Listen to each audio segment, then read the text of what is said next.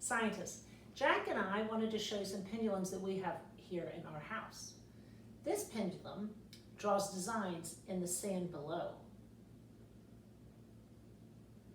and it moves based on the rotation of the Earth.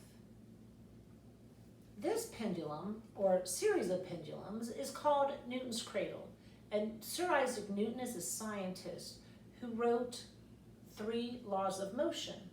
Now, if you want, you can investigate his 3 laws of motion on your own to determine which of his laws this pendulum represents. Watch.